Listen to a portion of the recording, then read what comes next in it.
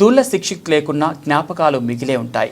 అంతర్గా మండలం పెద్దంపేట గ్రామానికి చెందిన ప్రజా కళాకారుడు తూళ్ళ రాజేష్ లక్ష్మి ఏకైక కుమారుడు 2 సంవత్సరాల క్రితం రోడ్డు యాక్సిడెంట్లో మరణించాడు. శనివారం తూళ్ళ శిక్షిత్ 2వ వర్ధంతి సందర్భంగా తల్లిదండ్రులు తూళ్ళ రాజేష్ లక్ష్మితో పాటు కుటుంబ సభ్యులు, బంధుమిత్రులు పెద్దంపేట ప్రాథమిక పాఠశాల విద్యార్థులకు భోజనం ప్లేట్లను అందించారు.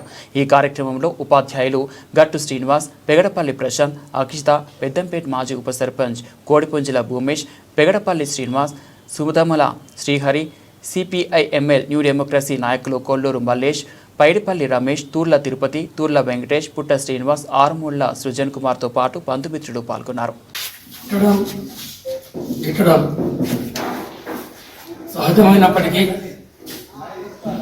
అందరూ మరణించి కూడా వాళ్ళ జ్ఞాపకాల ద్వారా జీవిస్తారు. వాళ్ళ శిక్షిత కూడా అదే. కన్న తల్లిదండ్రులకు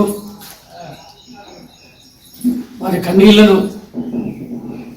మనం ఆపలేకపోయినా, వాళ్ళ కడుపుకోత మంటను మనం తగ్గించలేకపోయినా, శిక్షిత జ్ఞాపకాలు ఈ పసిపిల్లల మధ్యలో గుర్తు చేసుకోవడమే అతని అమరత్వానికి సాక్ష్యంగా చెప్పుకోతాం. ఏదేమైనా శిక్షిత్ అతని పేరులో కూడా ఉంది.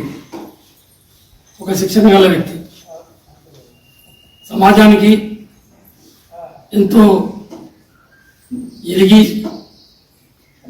అనేక రంగాల్లో ముందుకోతాడనే లక్ష్యంతో తల్లిదండ్రులు శిక్షిత్ అని పేరు పెట్టడము. కానీ మరి దేవుడు ఉంటాడో లేడో నమ్ముతారో నాది లేదు. కానీ శిక్షితను ఆ రోడ్డు ప్రమాదం అకాల మృత్యువుల్లోకి తీసుకుని ఆకాశంలో దివ్యగా మార్చుకున్నాడు. అందుకే శిక్షిత్ తల్లిదండ్రులకు శిక్ష చేయలేదు. ఈ జ్ఞాపకాల లోపల మనం మెరుగుతూనే ఉంటాం. ఇది ఏమైనా